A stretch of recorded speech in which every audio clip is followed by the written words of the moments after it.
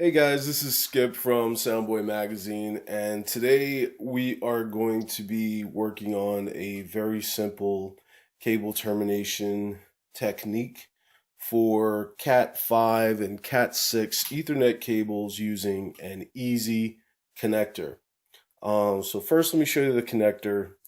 The easy connector is different than the standard connector in that it doesn't have the little rubber sleeve on the inside that has the pinouts. It just goes straight through in a line. So you can kind of see it from the front. It's just a sort of empty slot in which the pins or the wires go through, and then you crimp it down.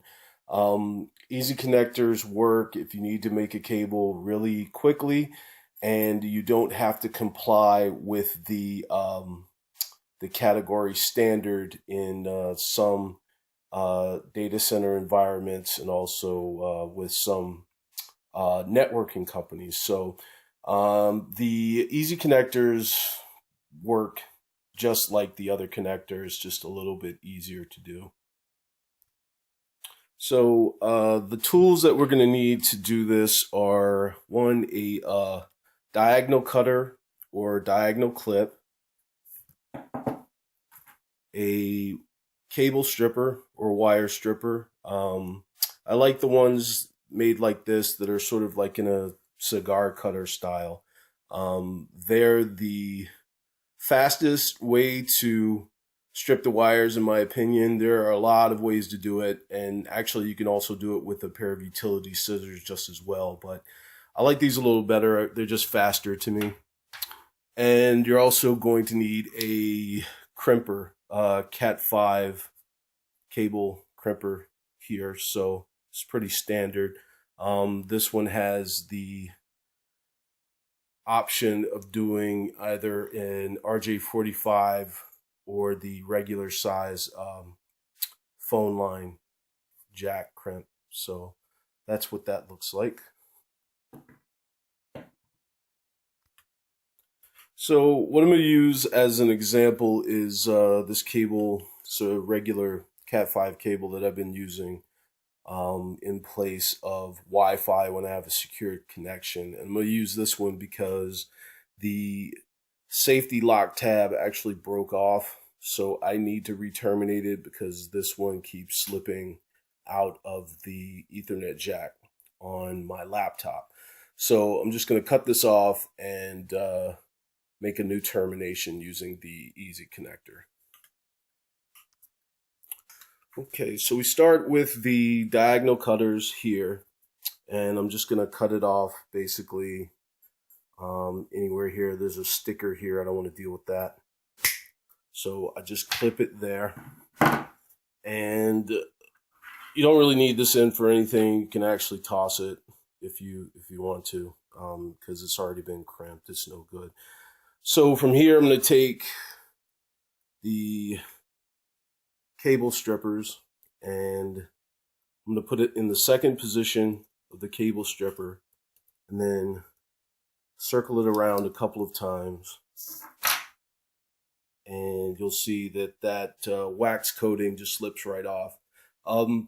Normally, I would not leave this much of the ends of the pins or the wires showing, but for purposes of this video, I thought it would be best to do that, to leave them long, because you can always trim them down. So better too long than too short, because if you don't leave yourself enough room, there won't be enough room to line up the pins for termination.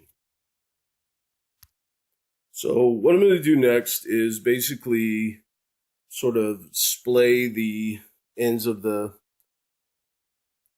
wire sets out individually and just sort of pull them so I can see the 4 sets of pins or wires. And in each set, you have a solid color wire and a striped wire or pin. So you have white and green, white and orange, and solid orange, white and blue, and then white, brown, and solid brown. So from here, what we're going to do is untwist the pairs into separate wires or pins.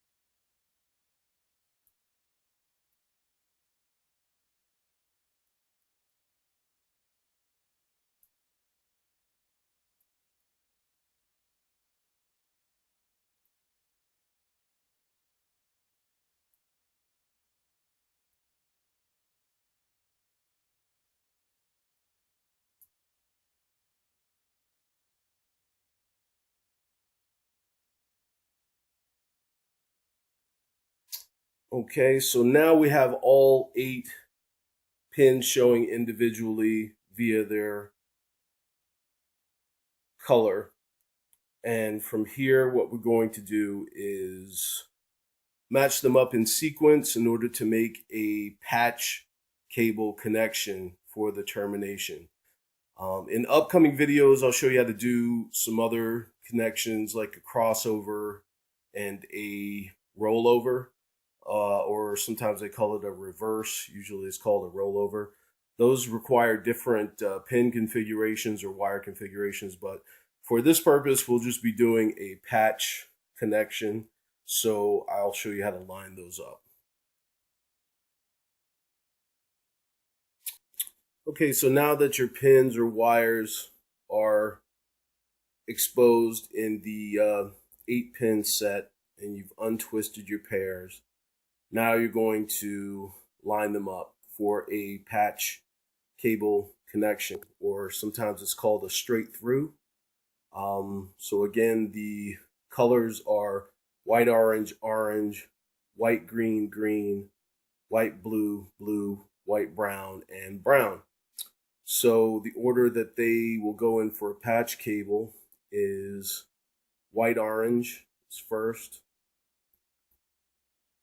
and followed by orange, then white, green, and then blue.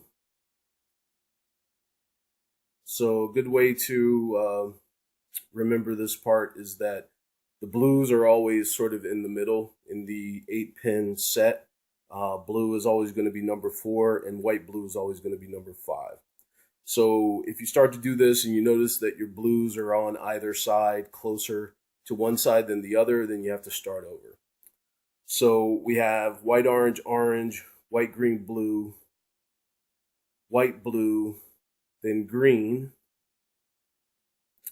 and then white, brown, and brown is on the very end. It's difficult to see with the brown table, but that's what your pinout's going to look like. So you can keep sort of straightening them out. Copper, again, is pretty pliable or malleable, so kind of keep straightening out as you go. Then you're going to gather them together for the purposes of straightening them out. And I put them here between my thumbs, and I use my thumbs as a pressure point, and I sort of just work them back and forth to get them all flush and flat against each other.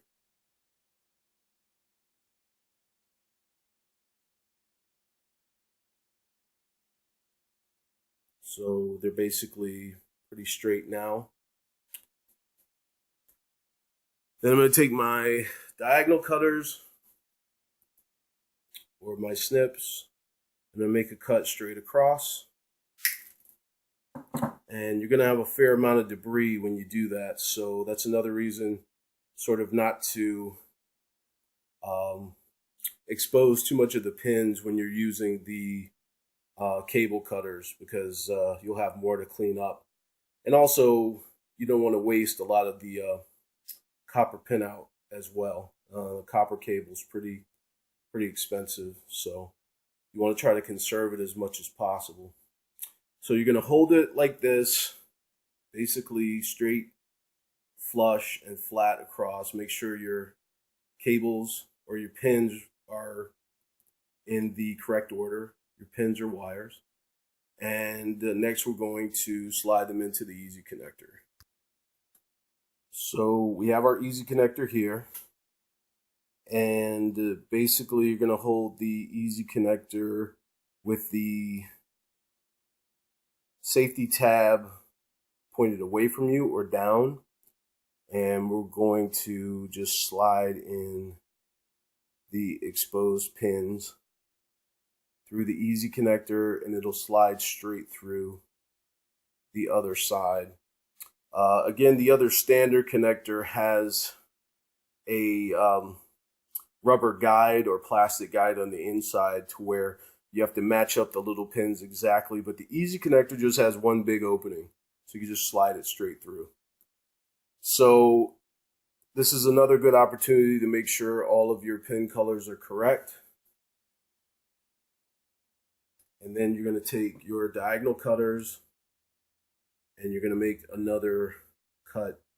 You're going to pull them through the easy connector a little bit to get it snug. You can use your cutters to do that, and then just cut straight across. Again, you're going to have a little bit of runoff or debris, and then just slide them back a little flush with the end of the connector. And now you're ready to crimp. Again, the crimper has two openings, one for RJ45 network cable Cat5e-Cat6, which is what we're using. And then the second smaller opening is for an RJ11 or 12 regular telephone jack. So you're going to use the RJ45 slot, and then you're going to just crimp it down. The crimper is actually pressing down on the